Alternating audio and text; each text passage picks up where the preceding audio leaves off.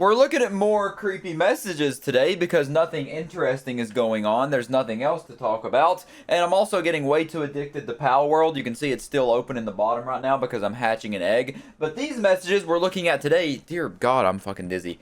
These have a bit of a fairy tale happy ending to them, and with some better character development than I've seen in most anime. So it starts off with, hey, you're really beautiful. They have proper grammar. Oh, thanks. Do you have a boyfriend? I do, yeah. Can I be your boyfriend? No thanks. So straight off the rip here, this conversation sounds like it's between two children. It literally sounds like something I would have said to a girl in 4th grade through Facebook messages saying, hey, do you have a boyfriend? Can I be your boyfriend? Thinking I was absolutely the Rizzler back then whenever I looked like this. Yeah, I just exposed myself. I'm going to try to find the picture of me in the Batman fit. Man, that drip goes super hard. Man, I don't know how the girls didn't want me, honestly. But we keep going. He says, ha ha ha ha, you stupid bitch. You really thought I was serious? Keep dreaming. Cool, man. Cool beans. Right on, bro. Looking through all these creepy posts and weirdo messages from like disgusting dudes, they always resort to calling the girl a stupid bitch whenever she doesn't have any interest in them. It's the same exact formula every single time. It's like they're copying off each other's homework. Step 1, message girl, show that you're interested in the creepiest way possible, get rejected, and then insult them and say you never even wanted them in the first place. And then he sends this. A picture of him in some red spandex. Yeah, so, yeah, he sent that in the red spandex, and they say, dude, I'm 12. I'm taking this up to the cops. OMG, I'm so sorry. It's still illegal, man. So this dude just committed a bit of pedophilia. But I couldn't know, and I'm not insisting since I know you're underage. How can I get you to forgive me? So what do you think they're gonna say? This is gonna play a little bit of Jeopardy here. I don't even know. We're gonna do a bit of a game show. What do you think they're gonna say he has to do to be forgiven? Does he have to repent of all his sins, do 100 Hail Marys, castrate himself? What does he have to do? But if you guessed, give $50 to a charity of this person's choice, ding, ding, ding, we got a winner. He says, all right, which one? They send a link. I don't know which one that really is, but he says, wow, this one, my parents were friends with the people that volunteer. Really great people. They truly care about the ones they're trying to help. All right. And then he sent a picture saying thank you for your donation, where he gifted $50 to the charity that they selected. And usually it's at this point in the messages where the terrible person starts to threaten the other person or just does something real depraved where they say they're gonna like rip their butthole out and use it as a fleshlight, or they're gonna rip their testicles off and make them eat it or something like that. They just get really crazy. They just go off the edge. They know it's all over. The plan's been foiled, so they got nothing left to lose. But this really puts in perspective and makes you think, makes you realize that not all creeps are monsters. Some of them maybe just had a little lapse of judgment, like Logan Paul, you know? So then they actually went through with it and donated the $50. They said the email took some time. Awesome, man. There you go. Don't you feel much better now?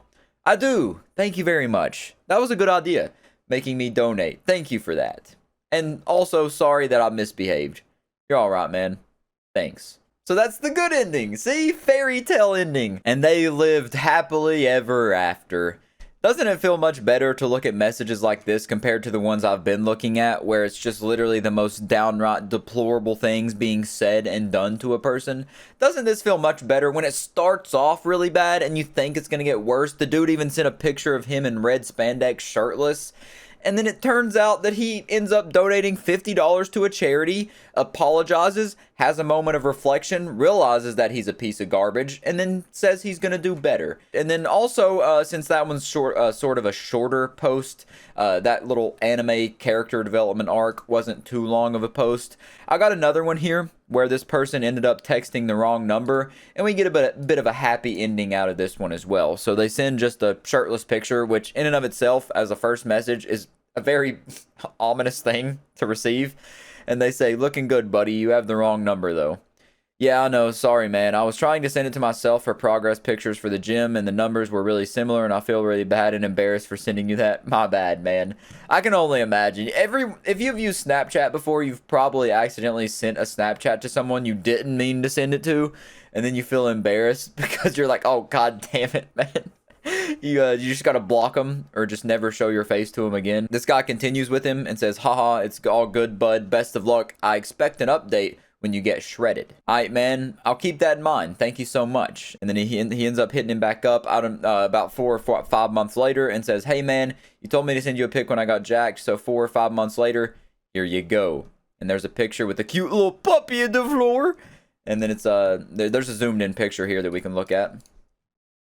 So, yeah, you know, from the first picture to this one, dude's shredded. Dude's looking good.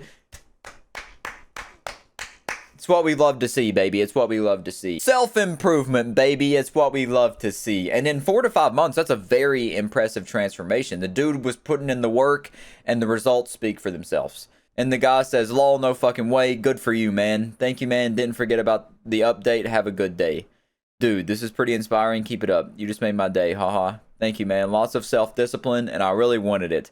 Oh, that's awesome, man. I'm glad I could make someone day. So yeah, this is a little bit of an unexpected friendship, an unexpected bond forming there. From a dude sending a picture to a wrong message for his gym update, and then ended up being probably more motivation than anything else in his gym journey, is knowing that someone was expecting an update and that he didn't want to let that person down. Even though he didn't know the guy, he didn't have any connection to him besides just, you know, putting in the wrong number. But that's probably all he really needed, that little push over the edge to motivate him to keep going and keep hitting the gym hard, sticking to that diet, and, you know, getting the results that he was looking for. This little situation right here, this happy accident, is probably what kept him pushing in those hard times. But yeah, other than that, that's pretty much it. I didn't need to whip out the emotional support Grinch for this one because this is a happy text message video, not the sad, depraved ones that I'm used to at this point. And also, it's just been a really slow news cycle. There's really nothing going on to talk about. No drama, no apology videos, no anything like that really that really interested me enough to talk about. So I'm just relying on these text messages as a crutch because I'm really enjoying going through them right now. So I would expect some more of these in the future. But other than that, I'm gonna get back to Pal World and I'll catch you in the next one, baby.